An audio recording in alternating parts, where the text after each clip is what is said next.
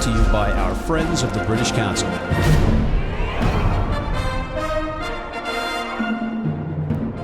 Hey everybody, we're back. Matt McCarthy and Steve Lewis at the Fantasy Sports Network, Studio 34 here on West 35th Street in New York City for Rugby Wrap-Up. And Steve, we've also got the Americas Rugby Championship taking place, right? Yep.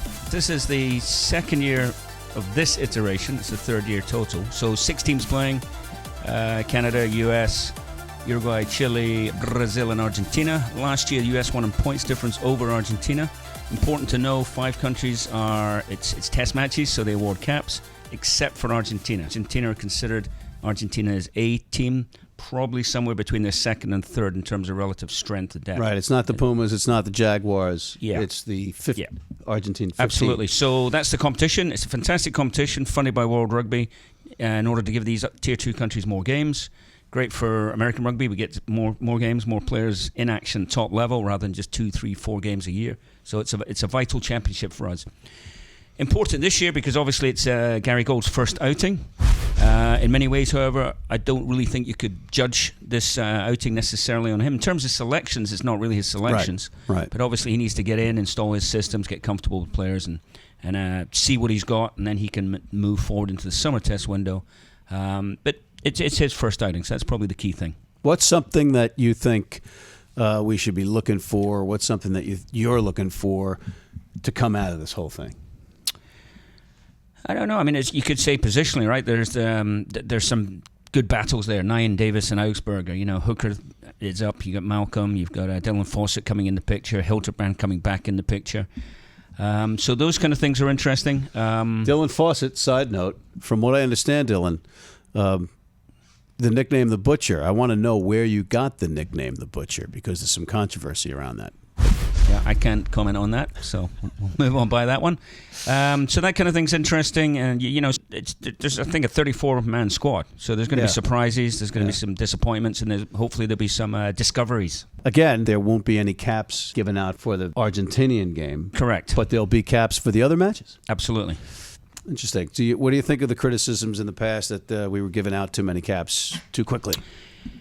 I think with this competition, with John Mitchell's first tour, I mean, caps were handed out like, you know, beers at the Big and Whistle on a Saturday night. You know, it was ridiculous. Our favorite rugby pub here in New York City. There's an element of new coaches needing to understand what their squad is, but you know, I'm from the time when caps were really, really, really hard to earn. Yeah. You had to be absolutely the best guy in that position in your country.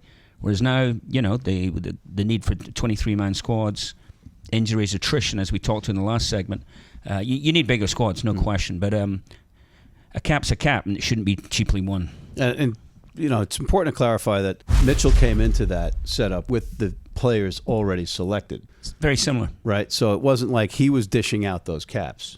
No, I mean, it's not intended as criticism. I mean, it happened. You have a new coach comes in. He wants to see his extended playing squad.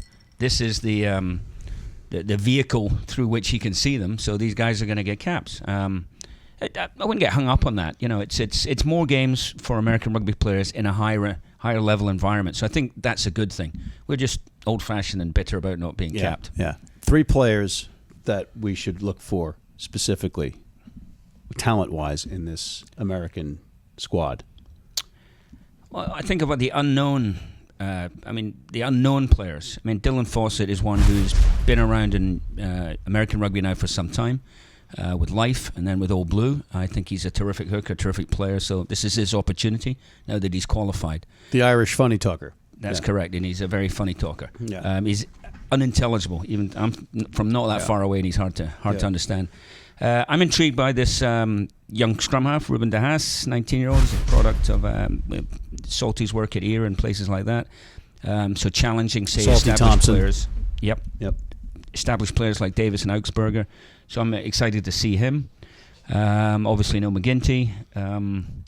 So yeah, someone's going to pop up that we've never heard of, and that's a good thing. All right. I'm going to predict that we defend our title, we being Team USA, and win the thing again, and Argentina will come in second, Canada will come in third. What do you think?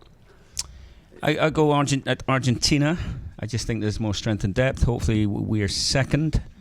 And I think Uruguay had a good result last week against Canada in Canada. They've spent a lot of time together. They're on a high. They're playing well together, even a small playing population like that. So I think they'll do well. You know, I'm going to take that pick back. I'm going to flip-flop Uruguay and Canada in my selection process there. And then what do you got out of Chile and Brazil?